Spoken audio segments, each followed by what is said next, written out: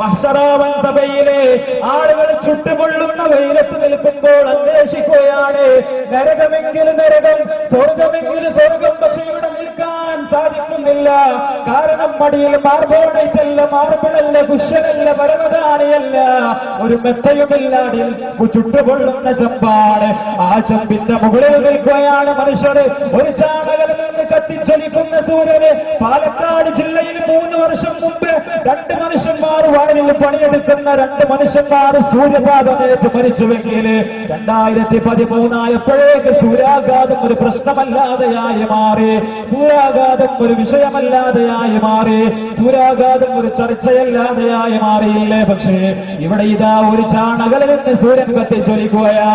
ആളുകൾ പറയുന്നു, നരകമെങ്കിൽ നരകം, സ്വർഗമെങ്കിൽ സ്വർഗം. ഇവിടെ നിന്ന് മാറിക്കിട്ടിയാൽ എത്ര ഭാഗ്യമായിരുന്നു. അവര് ഓരോ പ്രവാചകന്മാരെ സമീപിക്കുന്നു. അല്ലാഹുവിനോടൊന്ന് ശുപാർശ ചെയ്യണേ, അല്ലാഹുവിനോടൊന്ന് നിങ്ങൾ ശുപാർശ ചെയ്യണേ, ഇവിടെ നിന്നൊന്ന് മാറ്റാൻ പറയണേ എന്ന് പറയുമ്പോ നമ്മുടെ പ്രവാചകന്റെ അരികേക്കാണ് അവസാനം എത്തിപ്പെടുന്നത്. ആ പ്രവാചകൻ ഓടി വന്ന് പറയുന്ന, സമൂഹമേ, നിങ്ങൾ എങ്ങനെയാണ് ഇങ്ങനെയായി പോയത്? ഞാൻ നിങ്ങൾക്ക് ഇസ്ലാമിനെ പഠിപ്പിച്ചു തന്നില്ലയോ? ഞാൻ നിങ്ങൾക്ക് മിഅ്റാജിന്റെ രാവിലെ മഹാനായ നാഥൻ റഹ്മാനായ അല്ലാഹു 50 വക്ത നമസ്കാരമുണ്ടെന്ന് പറഞ്ഞപ്പോ അത് 5 വക്ത നമസ്കാരമാക്കി തന്നില്ലയോ? നിങ്ങൾക്ക് ഇസ്ലാമിനെ പഠിക്കാൻ വേണ്ടിയല്ലയോ തായിഫിന്റെ മണ്ണിലെ ജനതയെ നാട്ടിയോടിച്ച് എന്റെ കാലിലെ വിശുദ്ധ രക്തം തായിഫിന്റെ മണ്ണിൽ ഒഴുക്കിയപ്പോഴും ജിബ്രീലിനോട് ഞാൻ പറഞ്ഞു, ജിബ്രീലേ, നിന്റെ ചിറക് കൊണ്ടവരെ നശിപ്പിക്കല്ല ജിബ്രീലേ. അവരേതെങ്കിലും ഒരു കാലത്ത് ഇസ്ലാമിന്റെ പാതയിലേക്ക് കടന്നു വരാൻ സാധ്യതയുണ്ട്. നിങ്ങൾക്ക് വേണ്ടിയല്ലയോ സമുദായമേ ഞാൻ എന്റെ ജനിച്ച നാട് ഉപേക്ഷിച്ചത്? ഞാൻ എന്റെ പ്രിയപ്പെട്ട ഉമ്മയുടെ ഓർമ്മകൾ അലതല്ലുന്ന മക്ക നഗരം വിട്ട് മദീനയിലേക്ക് കടന്നുപോയത്? എന്റെ പിതാവിന്റെ സുഗന്ധ ശ്വാസമുള്ള മക്ക ഉപേക്ഷിച്ച് ഞാൻ മദീനയിലേക്ക് കടന്നുപോയത്? എന്റെ കുടുംബം ഉപേക്ഷിച്ച് മദീനയിലേക്ക് കടന്നുപോയത്? എന്റെ പ്രിയപ്പെട്ട പത്നിയായ ഖദീജയുടെ ഓർമ്മകൾ ഓളം കെട്ടി നിൽക്കുന്ന മക്കയുടെ മണ്ണിൽ നിന്ന് മദീനയുടെ മണ്ണിലേക്ക് ഞാൻ ചേക്കേറിയത് എന്തിനാണെന്നറിയുമോ? മുഹമ്മദിന്റെ കാര്യം നോക്കാനല്ല, എന്റെ സമുദായത്തിന്റെ കാര്യം, നിങ്ങളുടെ കാര്യം നോക്കാൻ വേണ്ടിയല്ലയോ? അത് വേണ്ടിയല്ലയോ മദീനയിലേക്ക് ഞാൻ കടന്നുപോയത്?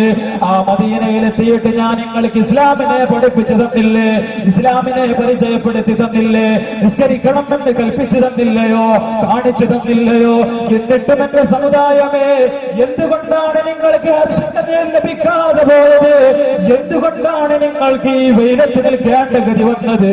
നിങ്ങൾ വിഷമിക്കണ്ട, നിങ്ങൾക്ക് ഞാനുണ്ട്. കഹേങ്കേ അവർ നബി ഇദ്ഹബൂ ഇലാ ഗൈരി മേരെ ഹുസൂർ കേ ലബ് पर अनलहा होगा. മറ്റുള്ള പ്രവാചകന്മാരെ മുഴുവനും പറയുന്നു, ഇദ്ഹബൂ ഇലാ ഗൈരി, നിങ്ങൾ വേറെ പ്രവാചകന്മാരെ സമീപിക്കൂ എന്ന് പറയുമ്പോ എന്റെ പ്രവാചകൻ മേരെ ഹുസൂർ കേ ലബ് पर, എന്റെ പ്രവാചകന്റെ തിരുചുണ്ടിലൊരു വാക്കുണ്ട്. ഏതാണ് ആ വാക്കെന്നറിയുമോ? അനലഹാ ഹോഗാ, ഞാൻ അവർക്കുണ്ട് എന്ന വാക്കാണ് എന്റെ പ്രവാചകന്റെ ചുറ്റിലുള്ളത്. അതുകൊണ്ട് പ്രിയപ്പെട്ട സഹോദരന്മാരെ, സഫേക ദിൽ പരേഷാ, സഫേക ദിൽ പരേഷാ,